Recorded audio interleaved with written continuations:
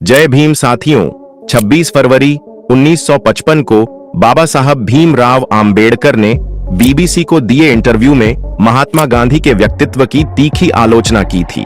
आज की इस खास वीडियो में हम किसी के बारे में विस्तृत रूप में चर्चा करने वाले हैं, तो कृपया करके इस वीडियो को पूरा जरूर देखें। डॉक्टर आम्बेडकर का गांधी के प्रति नजरिया तब और अब दोनों वक्तों में बहस का विषय रहा है। इंटरनेट की वजह से आज हम उस इंटरव्यू को सुन पा रहे हैं।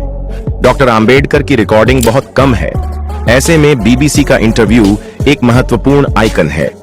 इस इंटरव्यू में डॉक्टर आम्बेडकर ने गांधी के बारे में कई तीखी बातें कही हैं।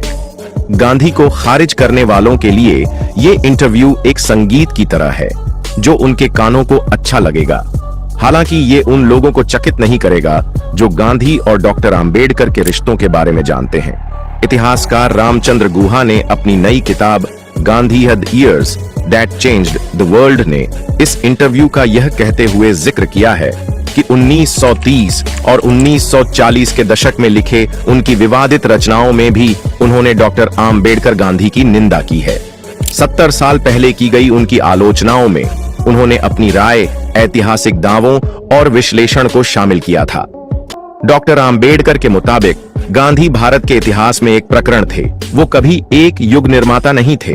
गांधी पहले से ही इस देश के लोगों के जहन से गायब हो चुके हैं। उनकी याद इसी कारण आती है कि कांग्रेस पार्टी उनके जन्मदिन या उनके जीवन से जुड़े किसी अन्य दिन सालाना छुट्टी देती है। हर साल सप्ताह में 7 दिनों तक एक उत्सव मनाया जाता है।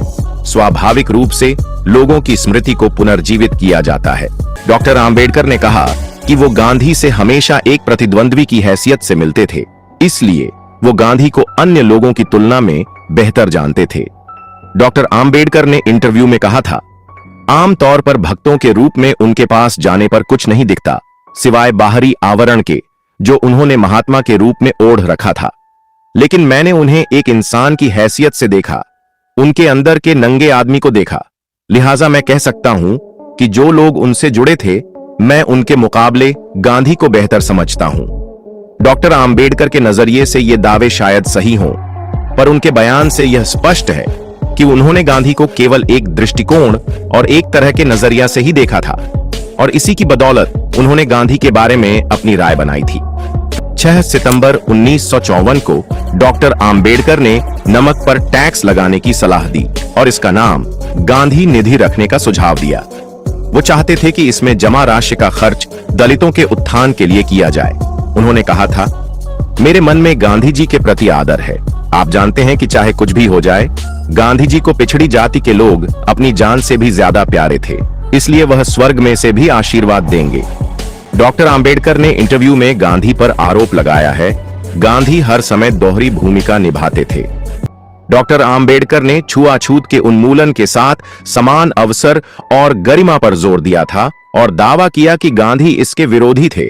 उनके मुताबिक गांधी छुआछूत की बात सिर्फ इसलिए करते थे ताकि अस्पृश्यों को कांग्रेस के साथ जोड़ सकें। वो चाहते थे कि अस्पृश्य स्वराज की उनकी अवधारणा का विरोध न करें। गांधी एक कट्टरपंथी सुधारक नहीं थे और उन्होंने ज्योतिराव फूले या फिर डॉक्टर आम्बेडकर के तरीके से जाति व्यवस्था को खत्म करने का प्रयास नहीं किया। डॉक्टर आम्बेडकर ने सही कहा था कि अंग्रेजों ने भारत को आजादी देने पर सहमति गांधी के आंदोलनों की वजह से नहीं, बल्कि अन्य दूसरे कारणों से दी थी। गांधी और आम्बेडकर के बीच दलितों के लिए अलग मतदाता सूची और पूना पैक्ट विवाद का मुद्दा था। डॉक्टर आम्बेडकर का दावा भी सही था। मुंबई इलाके में डॉक्टर आम्बेडकर की पार्टी के समर्थित 17 में से 15 उम्मीदवारों ने आरक्षित सीट पर जीत हासिल की थी। बाकी अन्य 151 आरक्षित सीटों पर कांग्रेस ने आधी से ज्यादा सीटों पर जीत हासिल की थी। डॉक्टर आम्बेडकर ने जो कुछ भी इंटरव्यू में कहा है, उसके आधार पर वर्तमान समय में गांधी को खारिज नहीं किया जा सकता है और यह सही भी नहीं है। बाबा साहेब पर बनाया गया हमारा ये वीडियो कैसा लगा, आप हमें कमेंट करके जरूर बताएं।